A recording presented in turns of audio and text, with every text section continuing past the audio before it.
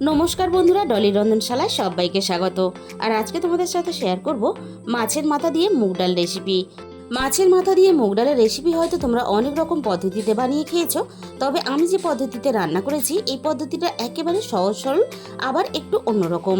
এই পদ্ধতিতে যদি একবার বানাও তাহলে কিন্তু বাড়িতে যখনই মাছের মাথা আনা হবে তখনই কিন্তু মুগ ডালের এই রেসিপিটাই তোমাদের বানাতে ইচ্ছে করবে। আর তাহলে রেসিপিটা কেউ কিন্তু স্কিপ করে দেখো না, শেষ পর্যন্ত আমি রান্নাটা কিভাবে করেছি সেটা কিন্তু মিস হয়ে যাবে, তাহলে কিন্তু রান্নাটা অতটা খেতে ভালো লাগবে না। তাহলে চলো আজকে রেসিপিটা দেখে নেওয়া যাক। আমরা সবসময় যেভাবে মাছের মাথা দিয়ে মুগ ডাল রান্না করে থাকি, আমি কিন্তু আজকে একটু অন্য পদ্ধতিতে রান্নাটা করব। আর মাছের মাথা দিয়ে মুগ ডাল রান্না করার জন্য কিন্তু মুগ ডালের পরিমাণটা একটু বেশিই লাগে, কারণ মাছের মাথা দিয়ে মুগ ডাল কিন্তু খুব বেশি পাতলা করে বানালে তাহলে খেতে ভালো লাগে না। আর মুগ ডাল কিন্তু আমি না ভেজেই আজকে রান্নাটা করব। এইভাবে ডাল না ভেজে কাঁচা মুগ ডাল দিয়ে মাছের মাথা তোমরা একবার রান্না করে খেয়ে দেখো। মুগ ডালের সাদার গন্ধ দুটোই বজায় থাকবে, তার জন্য কিন্তু ডালের স্বাদটা সম্পূর্ণ আলাদা হবে। ডাল সিদ্ধ করার জন্য আমি আগে থেকেই কড়াইয়ের মধ্যে জল গরম হতে বসিয়ে দিয়েছিলাম। জলটা বেশ ভালোভাবে ফুটে উঠেছে, এবার আমি ধুয়ে রাখা ডালগুলোকে জলের মধ্যে দিয়ে দিলাম। আর ডালের মধ্যে পরিমাণ মতো জলটা কিন্তু আমি একসাথেই দিয়ে দিলাম। এবার আমি ডালটা খুব ভালোভাবে সিদ্ধ হতে দেব। ডাল খুব ভালোভাবে আমি সিদ্ধ করে নিয়েছি। আর মাছের মাথা দিয়ে ডাল রান্না করলে ডাল কিন্তু একেবারে সিদ্ধ করে গলিয়ে ফেলা যাবে না, খুব ভালোভাবে সিদ্ধ হবে, আবার বেশ গোটা গোটা ভাব থাকবে, এরকম করে কিন্তু ডালটাকে সিদ্ধ করে নিতে হবে। এবার আমি ডালটাকে নামিয়ে নেব। আর এই রান্নার জন্য আমি এখানে একটা গোটা কাতলা মাছের মাথা নিয়েছি। তোমরা চাইলে কিন্তু রুই মাছের মাথা দিয়েও ডালটা রান্না করতে পারো। এবার আমি মাছের মাথাটা ভাজার জন্য রেডি করে নেব। প্রথমে আমি দিয়ে দিলাম স্বাদ মতো লবণ, আর দিয়ে দেবো অল্প একটু হলুদের গুঁড়ো, আর সাথেই দিয়ে দেবো অল্প একটু লঙ্কার গুঁড়ো। আর লবণ আর হলুদের সাথে অবশ্যই কিন্তু অল্প একটু লঙ্কার গুঁড়ো দেবে। এইভাবে মশলা মাখিয়ে ভেজে ডালের মধ্যে দিয়ে রান্না করলে যখন মাছের মাথাটা খাবে তখন কিন্তু খেতে দারুণ লাগবে। বাকি রান্নাটা আমি কিভাবে করেছি সেটা কিন্তু দেখার জন্য আবারও গ্যাসের কাছে চলে যেতে হবে। এবার আমি প্রথমে কড়াইয়ের মধ্যে পরিমাণ মতো সর্ষের তেল দিয়ে দিলাম। আর মাছের মাথা ভাজার আগে কিন্তু তেলটাকে খুব ভালোভাবে হাই হিটে গরম করে নিতে হবে। এবার আমি গ্যাসের ফ্লেমটা একেবারে লোতে দিয়ে মাছের মাথাগুলো ভাজার জন্য একে একে দিয়ে দেব। আর মাছের মাথাগুলো তেলে দেওয়ার সময় অবশ্যই কিন্তু গ্যাসের ফ্লেমটা একেবারে লোতে রাখবে, তা না হলে কিন্তু অনেক সময় দেখা যায় মাছের মাথাগুলো তেলে দেওয়ার সাথে সাথে কিন্তু ফাটতে শুরু করে। আর আমি মাছের মাথাগুলো নাড়াচাড়া করে খুব ভালোভাবে বেশ লালচে করে ভেজে নেব। মাছের মাথাগুলো আমার ভাজা রেডি হয়ে গেছে। দেখো মাছের মাথাগুলো বেশ মুচমুচে আর লালচে করে ভেজে নিয়েছি। এর থেকে আমি আর বেশি ভাজবো না। এবার আমি মাছের মাথাগুলো কড়াই থেকে নামিয়ে নেব।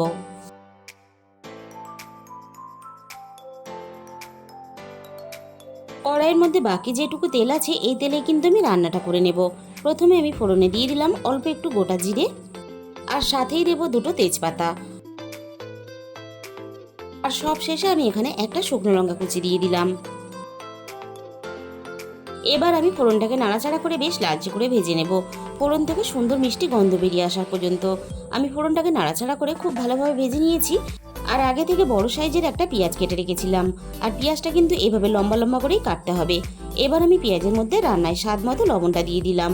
এবার আমি পেঁয়াজটা নাড়াচাড়া করে খুব ভালোভাবে ভেজে নেব। পেঁয়াজ কিন্তু একেবারে লালচে করে মুচমুচে করে ভাজবো না, পেঁয়াজটা বেশ ভালোভাবে নরমও হয়ে যাবে, আবার একটা পেঁয়াজের গায়ে সুন্দর কালার চলে আসা পর্যন্ত এরকম করে ভেজে নিতে হবে। এবার আমি পেঁয়াজের সাথেই দিয়ে দিলাম আদা রসুন বাটা। এবার আমি পেঁয়াজ আদা রসুন সবকিছু একসাথে নাড়াচাড়া করে আবারও ভেজে নেব। আর খুব বেশিক্ষণ সময় নিয়ে কিন্তু পেঁয়াজ আদা রসুন একসাথে ভাজা যাবে না, বেশ একটু রসুনের কাঁচা গন্ধটা থাকবে, এরকম করে কিন্তু রসুনটাকে ভাজতে হবে, তাহলে ডালের মধ্যে দারুণ একটা ফ্লেভার চলে আসবে আর খেতে খুব ভালো লাগবে। এবার আমি একে একে গুঁড়ো মশলাগুলো দিয়ে দেব। প্রথমে আমি দিয়ে দিলাম হাফ চামচের একটু বেশি হলুদের গুঁড়ো, সাথেই দিয়ে দেবো ঝালের জন্য অল্প একটু লঙ্কার গুঁড়ো। আর লঙ্কার গুঁড়োটা অবশ্যই কিন্তু রান্নাতে ব্যবহার করবে, না হলে কিন্তু ডালটা একেবারে ফ্যাকাশে খেতে লাগবে। আর আমি দিয়ে দিলাম 1 চামচ পরিমাণ ধনে গুঁড়ো, আর সাথেই দিয়ে দিলাম 1 চামচ পরিমাণ জিরে গুঁড়ো। আমি ডালের মধ্যে সব শেষে দিয়ে দেবো স্বাদ মতো অল্প একটু চিনি, আর চিনিটা কিন্তু অবশ্যই ব্যবহার করবে, তাহলে রান্নার ব্যালেন্সটা বজায় থাকবে। সবকিছু একসাথে নাড়াচাড়া করে মিনিট খানেকের মতো একটু কষিয়ে নেব। এবার আমি রান্নার মধ্যে একটা ছোট সাইজের টমেটো কুচি দিয়ে দিলাম। টমেটো কুচিটা পুরোপুরি অপশনাল, তোমরা চাইলে দিতেও পারো নাও দিতে পারো। এবার আমি টমেটো কুচিটা সবকিছুর সাথে নাড়াচাড়া করে ভেজে একটু নরম করে নেব। সবকিছু একসাথে কষানোর পরেও দেখো পেঁয়াজগুলো বেশ গোটা গোটা আছে। পেঁয়াজ কিন্তু এরকম গোটা গোটা থাকতে হবে, তবেই কিন্তু রান্নাটা দেখতেও ভালো লাগবে আর খেতেও ভালো লাগবে। এবার আমি মশলার সাথে সিদ্ধ করা ডালটাকে দিয়ে দিলাম। এবার আমি মশলা, ডাল সব কিছু একসাথে নাড়াচাড়া করে খুব ভালোভাবে মিশিয়ে দেব। আর ডালটা আমি কিন্তু একটু গাঢ় রাখবো, তাই কিন্তু আমি আর এখানে গরম জল মেশালাম না। তোমরা চাইলে কিন্তু আরও একটু পাতলাও রাখতে পারো। তার জন্য কিন্তু অবশ্যই গরম জল ব্যবহার করবে, তাহলেই কিন্তু ডালের স্বাদটা বজায় থাকবে। আর ডালটা দেখো হালকা বেশ ফুটতে শুরু করে দিয়েছে।